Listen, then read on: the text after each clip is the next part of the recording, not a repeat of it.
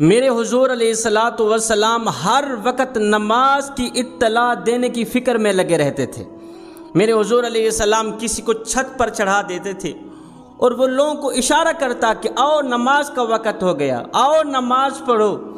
اگر کوئی اس کے اشارے کو دیکھ لیتا اسے پتہ چل جاتا کہ نماز کا وقت ہو گیا ہے، وہ دوڑ کر مسجد کی طرف آ جاتا، اور جو اس کے اشارے کو نہ دیکھ پاتا وہ بیچارہ نماز سے محروم رہ جاتا۔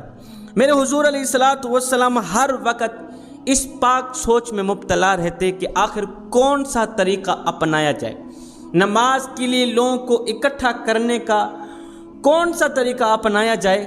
صحابہ کرام نے عرض کی، آقا کیوں نہیں نماز سے تھوڑی دیر پہلے گھنٹی بجائی جائے تاکہ گھنٹی کی آواز سن کر لوگ اکٹھے ہو جائیں نماز کے لیے۔ میرے نبی نے فرمایا نہیں، یہ عیسائیوں کا کام ہے۔ صحابہ نے دوسرا مشورہ دیا، فرمایا نہیں، یہ یہودیوں کا کام ہے، یہ دیگر مذاہب کے لوگ کرتے ہیں، ہمارے مذہب میں یہ چیزیں حرام ہیں۔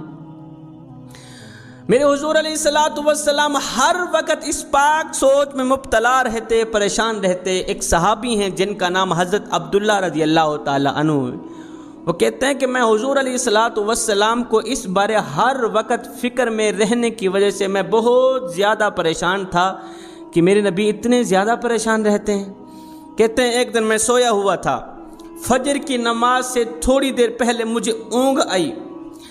نیند اور بیداری کے درمیان کی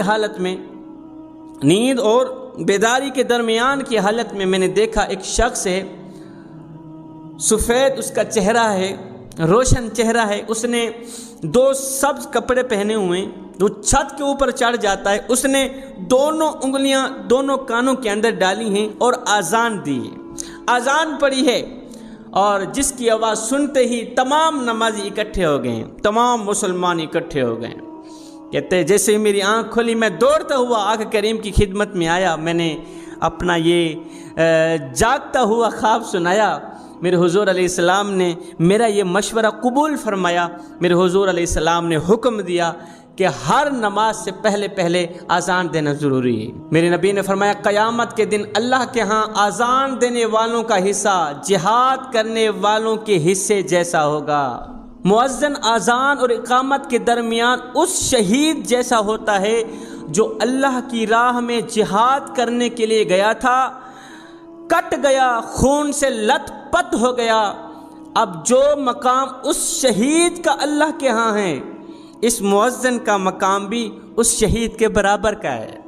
حضرت عمر فاروق رضی اللہ تعالی عنہ نے فرمایا کہ میں نے اپنی آنکھوں سے دیکھا ہے، اپنے کانوں سے سنا ہے۔ میں نے دیکھا میرے نبی نے دونوں ہاتھ اٹھائے ہوئے ہیں، میرے نبی کی آنکھیں چھم چھم برس رہی ہیں، میرے نبی دعا مانگ رہے ہیں، مالک اذان دینے والوں کی مغفرت فرما۔ میرے نبی دعا مانگ رہے ہیں، مالک اذان دینے والوں کی مغفرت فرما، ان کی بخشش فرما۔ کتنا مقام ہے مؤذن کا، کتنا مقام ہے اذان دینے والوں کا۔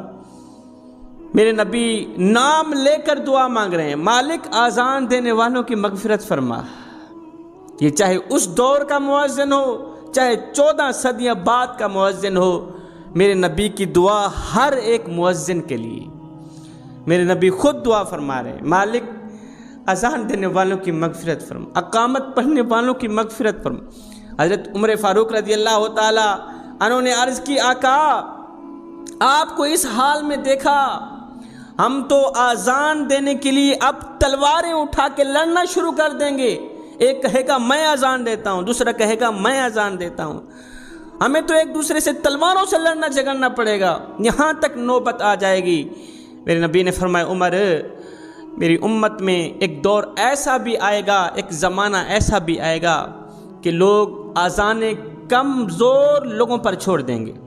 جو کمزور لوگ ہوں گے نا، جو بالکل غریب تر لوگ ہوں گے، جو لوگوں کے سامنے کسی خاطر کے نہیں ہوں گے، لوگ اذان ان لوگوں پر چھوڑ دیں گے۔ حالانکہ اللہ تعالیٰ نے مؤذن کے گوشت کو جہنم کی جلتی آگ پر حرام کر دیا ہے۔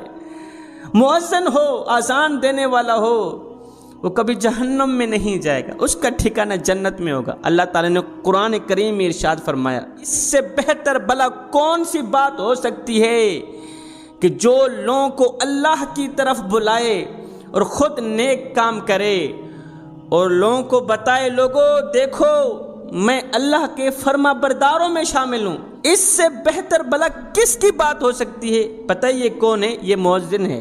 یہ مؤذن کے بارے میں کہا گیا ہے۔ مؤذن جب کہتا ہے حی علی الصلاۃ، کہتا ہے چلے آؤ نماز کی طرف، لوگوں کو اللہ کی طرف بلا رہا ہوتا ہے مؤذن جب پڑھتا ہے حی علی الصلاۃ۔ اور جب نماز پڑھتا ہے اس وقت وہ خود نیک کام کر رہا ہوتا ہے، اور جب پڑھتا ہے اشہد واللہ الہ الا اللہ اس وقت وہ اللہ کے فرما بردار مسلمانوں میں شامل ہو جاتا ہے۔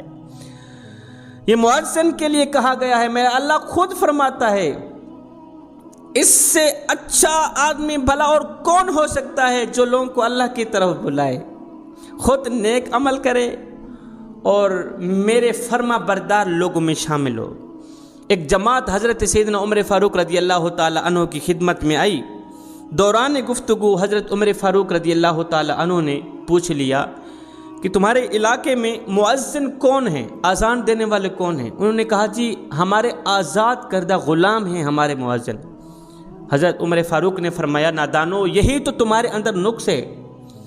اگر میرے بس میں ہوتا، حضرت عمر فاروق فرما رہے ہیں، اگر میرے بس میں ہوتا تو میں خلیفہ نہ بنتا، میں مؤذن بنتا۔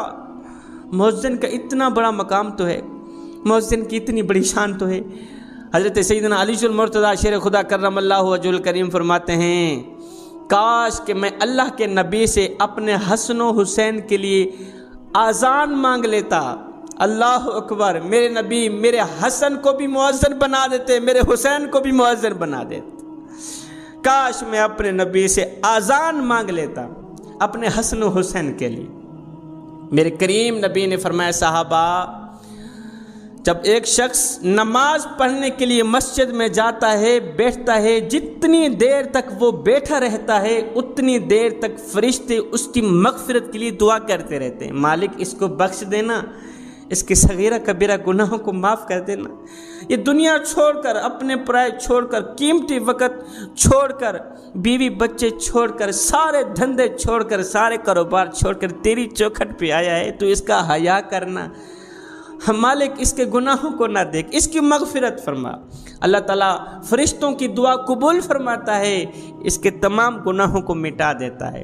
میرے حضور علیہ الصلوۃ والسلام نے فرمایا صحابہ میں تمہیں 4 عمل نہ بتاؤں جس کے کرنے پر اللہ تعالیٰ تمام غلطیوں کو مٹا دیتا ہے، انسان کے گناہوں کو ختم کر دیتا ہے۔ آقا وہ کون سے 4 عمل ہیں؟ فرمایا نمبر 1 نماز کے لیے اچھے طریقے سے وضو کرنا، عمدہ طریقے سے وضو کرنا۔ نمبر 2 جب نماز پڑھنے کے لیے مسجد کی طرف نکلو تو قدم زیادہ اٹھاؤ، اللہ تعالیٰ زیادہ نیکی عطا کرتا ہے۔ نمبر 3 ایک نماز کے بعد دوسری نماز کی انتظار کرنا۔ نمبر 4 سرحدوں پر کھڑے ہو کر امت مسلمہ کی دیکھ بھال کرنا، حفاظت کرنا۔ یہ 4 عمل اپنا لو، اللہ تعالیٰ تمہاری تمام غلطیوں کو مٹا دے گا، تمہارے گناہوں کو ختم کر دے گا۔